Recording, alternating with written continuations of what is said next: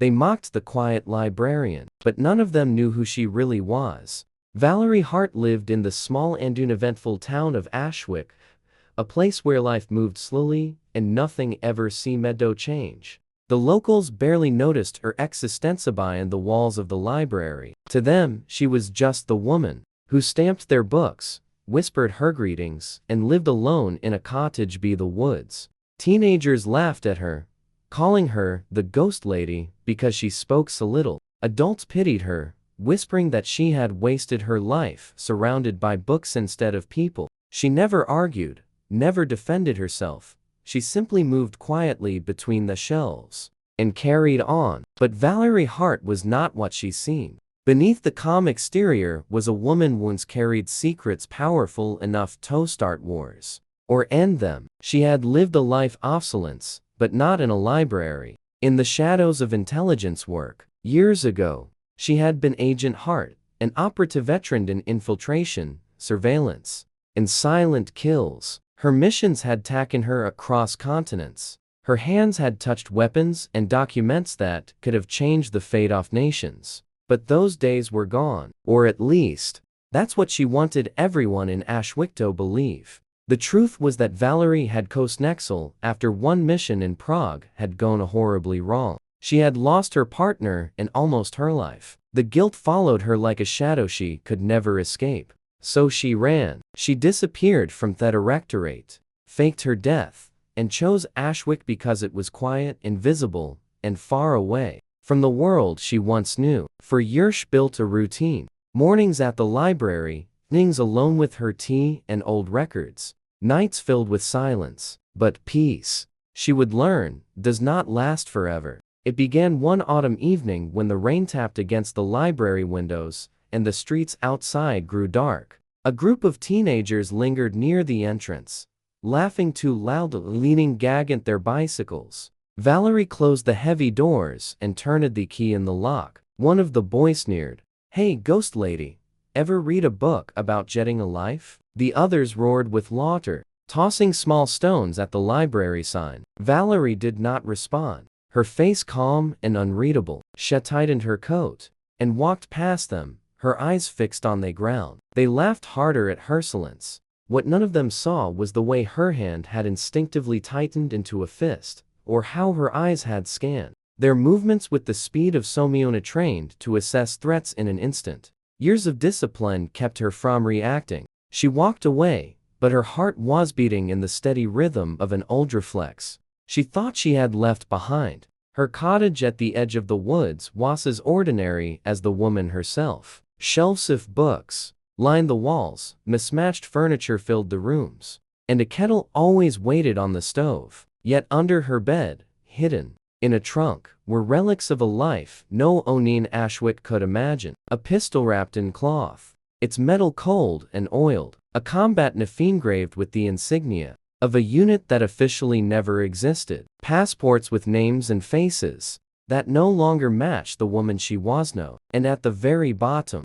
a photograph of her partner from Prague, the last person she had ever trusted. She kept them hidden not because she planned to use them, but because a part of her could never let go. That night, Valerie sat by the window with a cup of tea listening to the rain. The town was quiet, as always, but then, at midnight, the sound of engines shattered the silence. She frowned, set her cup down, and moved to the window. 3 black SUVs rolled down the main street, their headlights cutting through the darkness. They stopped in front of the local bank. Doors opened, and masked men with rifles poured out. They moved quickly, shouting orders, smashing the glass doors. Within minutes, the alarm screamed into the night, followed by the sound of gunshots. Valerie's pulse quickened. She told herself it was not her concern. The police would come. Someone else would deal with it. She had sworn never to return to that world. But then she saw movement on the street below. The same teenagers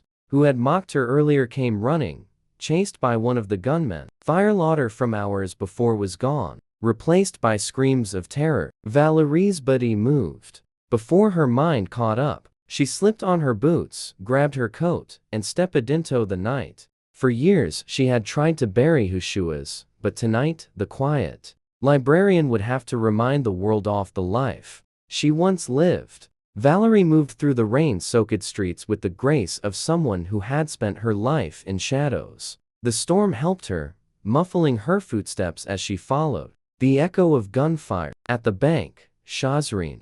The gunmen shouted in a language most in Ashwick wouldn't recognize. But Valerie did. Eastern European, Bulgarian, maybe Serbian. Mercenaries. She crouched behind a parked car, eyes narrowing. Ash studied their movements. They were disciplined, too organized for ordinary criminals. This wasn't just a robbery. This was a message. But to whom and why? In Ashwick, of all places? She exhaled slowly, calming her pulse. Old instincts came alive like a second skin she thought she had shed. Her gaze darted around. 3 guards outside, 5 inside. Once of driver waiting with the engine running. All armed, all dangerous. She could almost hear her instructors' voices from years ago.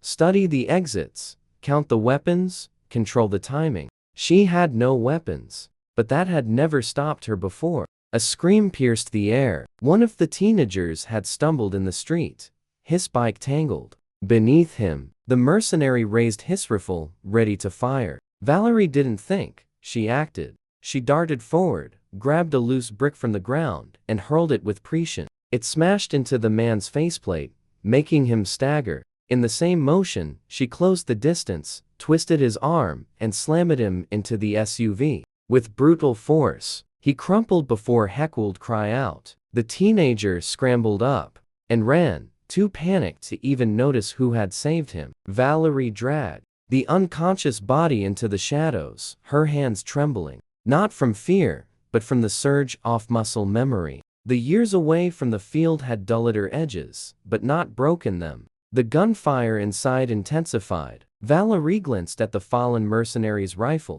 hesitated, then picked it up. The weight was familiar, almost comforting. She slid the safety off, her fingers moving automatically. She hated herself for how natural it felt. She slipped inside the bank, silent as a ghost. Broken glass crunched under her boots. Masked men barked orders. Sat the terrified clerks, huddled near the counters. One man stood apart, clearly the leader. His posture gave him away, as did the golden chain around his neck, glinting in the fluorescent light.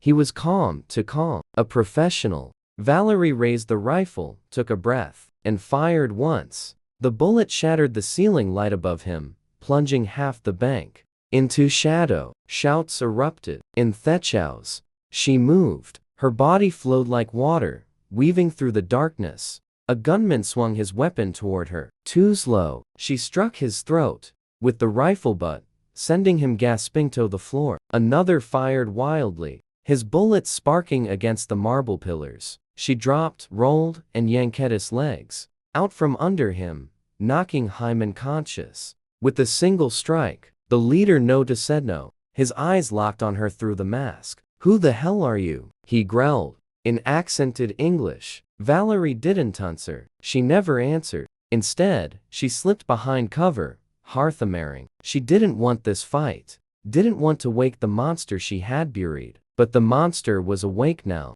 and Ashwick was no longer safe. Outside, sirens wailed in the distance. Too late, the leader cursed in his language, signaling his men. Move. Take the money. Leave no witnesses. Panic spread among the civilians. Valerie felt her jaw tighten. She couldn't let this happen. Not here. Not again. She stood, rifle raised, and for the first time in years, the quiet librarian stepped fully back into the role she had sworn to abandon. The shadows embraced her, and one by one, the mercenaries began to fall. But as the last man hit the floor, Valerie realized something that chilled her blood. The leader hadn't stayed. He had slipped away into the night, leaving behind the chaos. And that mean tone thing. This wasn't over. He had seen her face. He would come back, and he would bring the past with him. Valerie stood among the broken glass and overturned chairs, her breath shallow, sweat dripping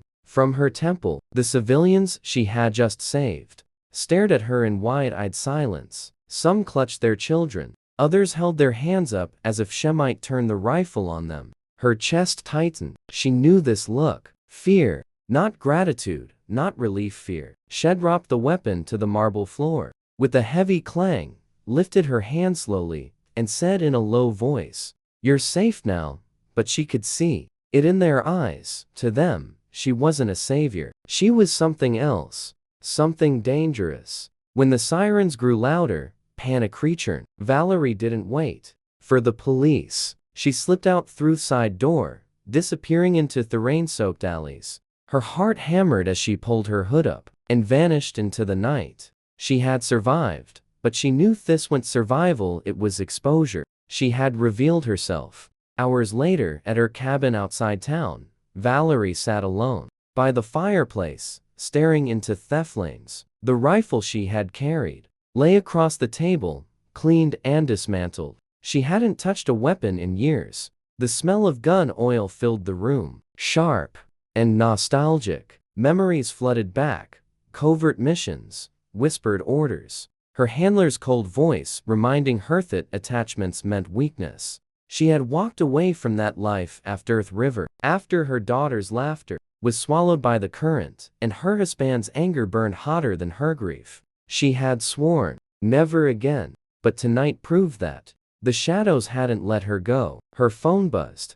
An unknown number. Valerie frowned, hesitated, then answered. A voice she hadn't heard in years slid through the line. "You're rusty but not gone," it said in a thick accent. It was him, the leader from the bank. "You cost me money tonight. You embarrassed me. Now know your face. And soon, the world will too." The line went dead. Valerie's stomach dropped. He had escaped, and worse, he had marketed her. She wasn't just some witness. She was now part of the game. She rose, pacing the cabin, her fingers brushing over old scars. Each one a story she had tried to forget. She looked at a photograph. On the mantel, her daughter, smiling on the riverbank, her husband, standing stiffly beside them. She whispered, "I promised you I was done, but I don't get to koozie anymore, do I?" The next day, Ashwick buzzed with rumors. At the library, Valerie kept her head down, shelving books, as if nothing had happened. But whispers followed her. The teenage boy she had saved had told others what he'd seen, a woman moving like a soldier, dropping men twice her size with precision. Soon, eyes lingered on her a little too long. The quiet librarian was no longer. That evening, a knock echoed at her door. She froze, hand sliding toward the nefesh kept hidden by the counter. When she opened the door, a familiar face greeted her. Natasha, tall, dark-haired, dressed sharply in a black suit, an elderly, and once more than an ally. Natasha's eyes soft-net as she stepped inside. "It's been a long time, Val." Valerie stiffened. "How did you find me?" "You know the answer to that," Nada sharply, setting a folder on the table. It was thick, marked with classified seals. "They've been watching you since you disappeared. The agency doesn't lose people, they just wait." Valerie shook her head. "I'm not coming back. That part of me is dead." Natasha leaned in, her voice low. "Theen explained this." She opened the folder. Inside were grainy surveillance shots from the bank, the masked men, the civilians, and a known blurred frame, Valerie herself, mid-strike. And next to it, another photo, the leader she had faced. Natasha tapped it. "Do you know who this is?" Valerie's jaw clenched. She didn't answer. Natasha continued.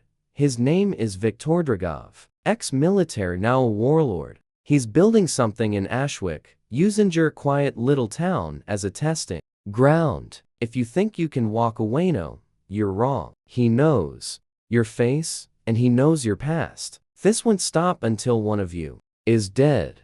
The fire crackled between them. Valeria stared at the folder, at the life she had buried now clawing its way back. Her hands trembled, not from fear, but from the realization that fate had cornered her again. She looked at Natasha, her voice breaking just slightly. "If I do this, if I fight again, there's no going back." Natasha's eyes met hers, unwavering. "You never went back. You just pretended." Valerie exhaled slowly, staring at the flames. She knew then that Ashwick would never be safe, not until Dragov was gone, and the shadows she had fled were waiting to claim her once more. That night, as the storm raged outside, Valerie Bishop packed away her books and pulled out the weapons she had hidden under the floorboards. The librarian was gone. The ghost had returned. The storm hammered Ashwick through thinite sheets of rain, drumming against rooftops and rattling the thingless windows of the small town.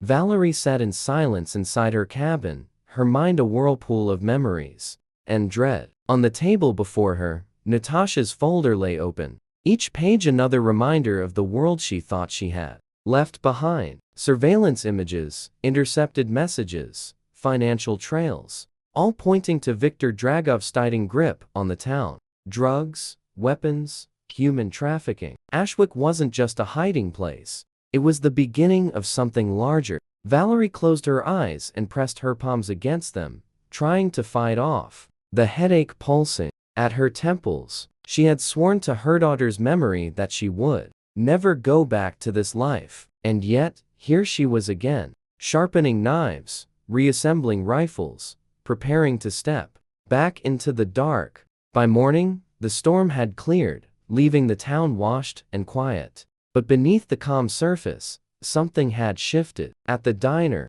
regulars spoke in hushed voices about unfamiliar men seen in black SUVs patrolling the outskirts. The sheriff's office, usually half empty, now had strangers in tailored suits whispering inside. And at the high school, parents pulled their kids out of after-school activities, uneasy about the feeling of being watched. Valerie saw it all as Schult. To the library that morning, people looked over their shoulders, nervous, distrustful. The town she had hidden in for years was no longer hers. Inside the library, Valerie shelved books with methodical precision, but her ears stayed sharp. She caught whispers from teenagers huddled in the corner. They say she fought them like trained. Yick no, not normal. Another added, my cousin saw her, said she dropped 3 guys in seconds. Valerie's grip tightened on the book she held. She forced herself to breathe evenly. Whispers spread fast in a small town,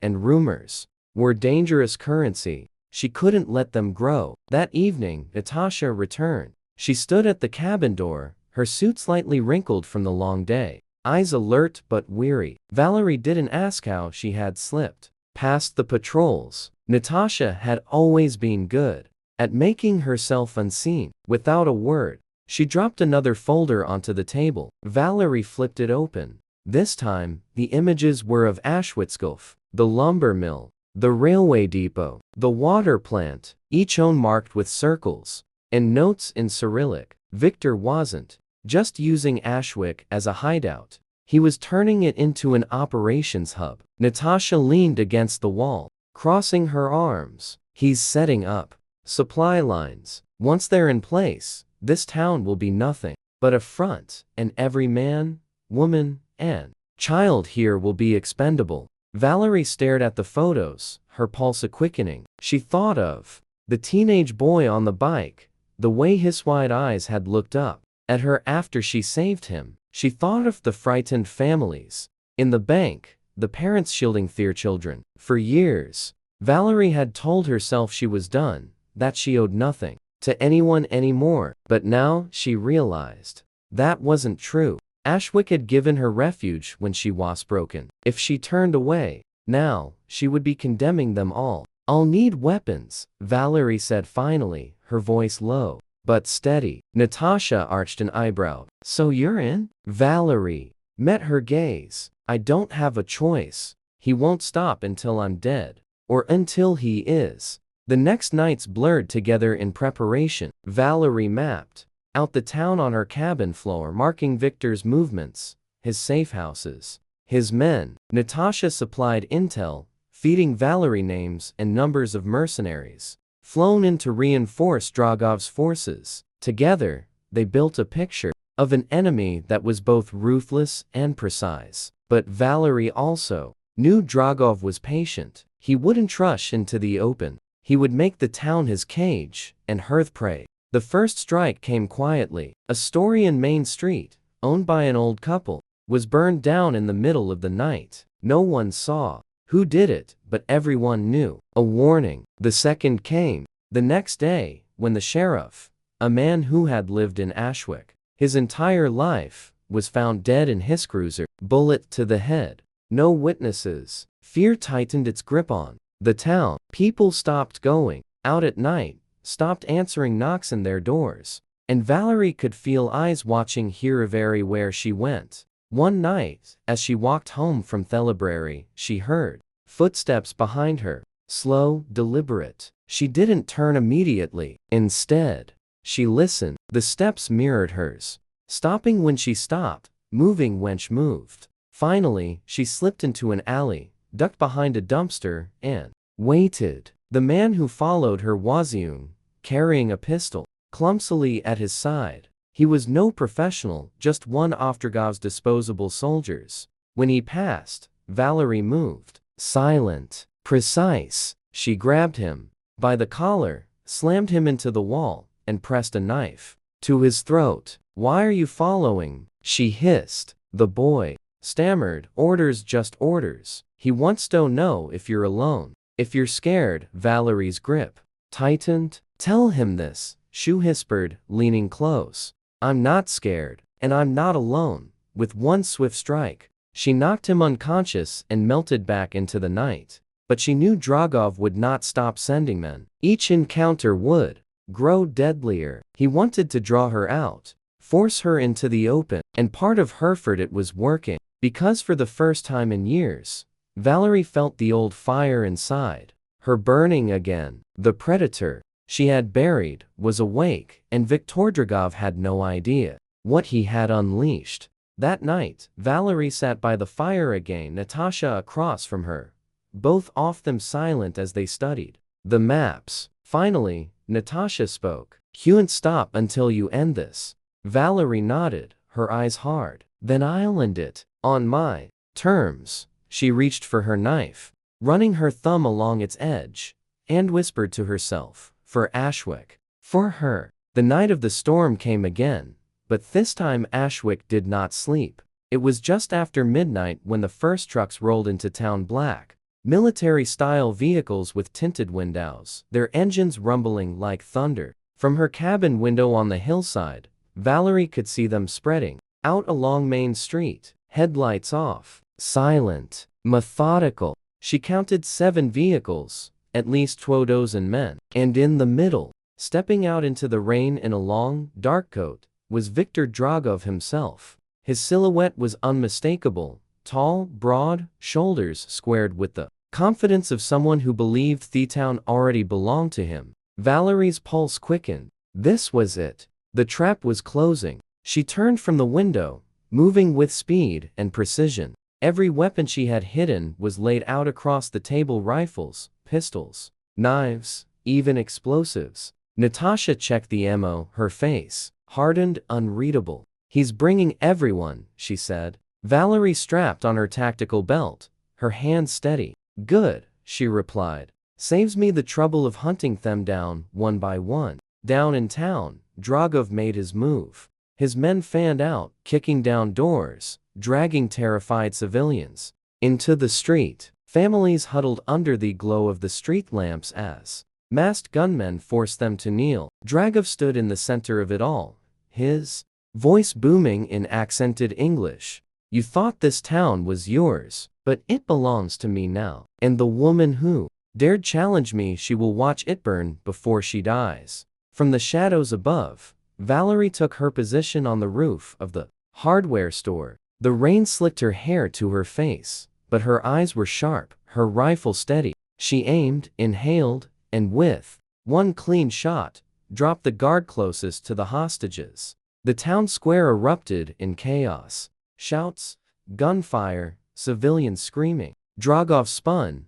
fury flashing across his face. "Find her," he roared. Valerie moved fast, slipping from rooftop to rooftop, picking off his men with surgical precision. Each shot struck true. Every movement was calculated. Natasha worked the ground, cutting through patrols with silent efficiency, her blade flashing in the rain. The mercenaries panicked, firing blindly into the night. But Valerie was never where they thought she'd be. To the townspeople, it felt like Theshidaus themselves were fighting back. But Dragov wasn't a fool. He regrouped quickly, using civilians as shields, forcing Valerie into a corner. He dragged the teenage boy from the bank into the open, pressing a pistol to his head. His voice cut through the storm. Enough games. You want to save them? Come down and face me, ghost. Valerie froze, her rifle trained on him. Every instinct screamed fire, but the angle was wrong.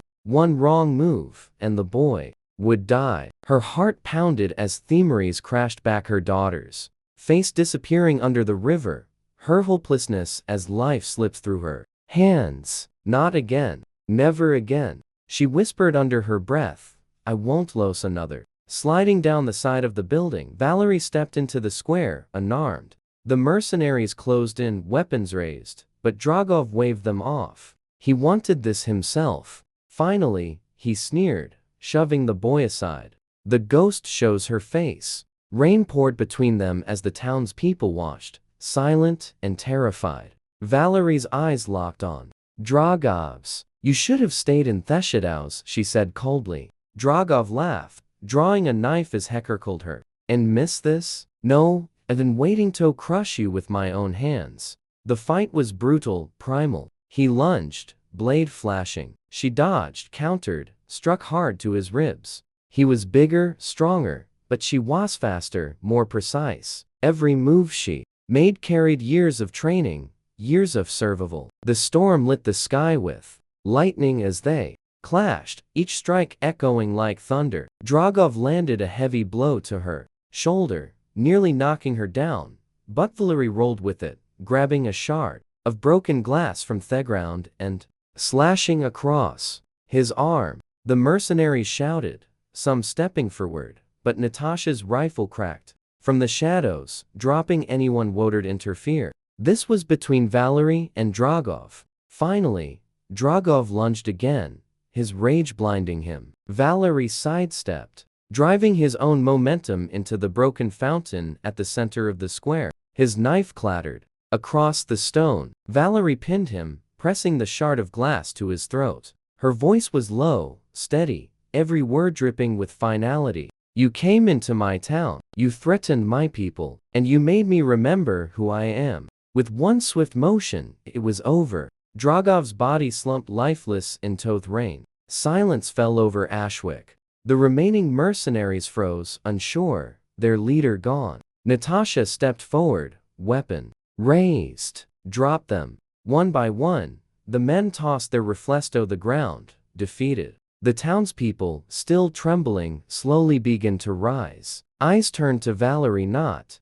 with fear now, but with something else, respect. Valerie stood over Dragov's body, rainwashing the blood from her hands. She looked at the boy she had saved twice now, his face pale but alive. For the first time in years, she felt the weight of her promise shift. She hadn't saved her daughter, but maybe, just maybe, she could save this place. Natasha joined her, placing a hand on her shoulder. It's over, she said softly. Valerie shook her head, her gaze still on the shadows beyond the square. No, it's just beginning. Dragov was one head of the snake. There will be others. She exhaled, heavy but resolute. And I'll be ready for them. As dawn broke over Ashwick, the storm cleared, leaving the streets scarred, but standing. The librarian was gone. The ghost had returned, and Ashwick would never forget the night its shadows fought back. The rain finally slowed to a steady drizzle,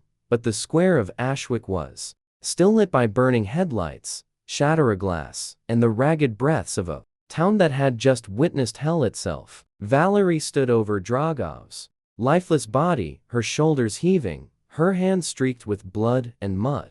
The silence that followed his fall was heavy, broken only by the sobs of a few townspeople as they gathered their children into their arms. For years she had lived as a ghost, hiding in the stacks of a small library, believing she had buried the warrior within her. Tonight proved that the ghost had only been waiting. Natasha stepped from the shadows, her rifle hanging loosely at her side. Her gaze moved across the square, scanning the mercenaries who had dropped there. weapons, men who only minutes before had ruled with terror. "It's done," Natasha said softly, though her voice carried a finality that left no room for doubt. "Dragov is finished." But Valerie didn't answer right away. She stared at the boy she had saved. The same boy she had pulled from death twice now. His wide eyes clung to her, not with fear, but with the fragile hope. It reminded her of another pair of eyes, once she would never see again, her daughter's,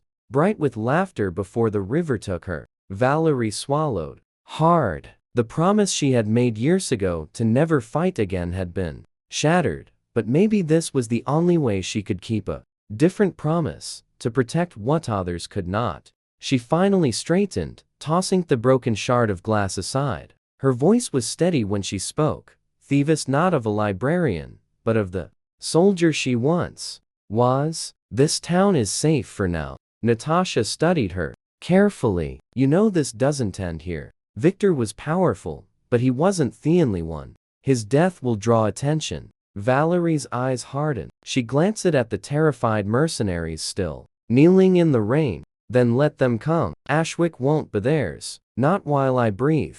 The sheriff's deputy, one of the few survivors of the ambush, stumbled forward. His voice trembled as he looked from Dragov's corpse to Valerie. What are you?" For a long moment, Valerie said nothing. Then, with a faint, weary smile, she answered simply, "Someone who couldn't walk away anymore." The townspeople gathered, their fear melting into relief, into something stronger. They whispered her name in reverence now, not as remorse or suspicion, but as the woman who had stood between them and ruin. As dawn broke, Ashwick was washed in pale gold light. Smoke curled above the rooftops, the streets still littered with wreckage, but the town was alive. Survivors held each other close. Life, though scarred, would continue. Valerie watched the horizon, her expression unreadable. She knew Dragov's death was not the end. It was a warning shot to enemies she had tried to forget. But if the past had come to claim her, she would meet it head on. Natasha walked up beside her, laying a hand on her shoulder. "So, what now?" Valerie looked back at the town, at the people who had unknowingly sheltered her for so long. Her voice was calm, steady, carrying the weight of everything she had lost and everything she had just sworn to protect. "Now," she said, "I stop running. I fight." The storm clouds broke at last, sunlight spilling over Ashwick, and in that light stood not a ghost, not a broken woman hiding from her past, but a warrior, reborn, ready for whatever shadows came next.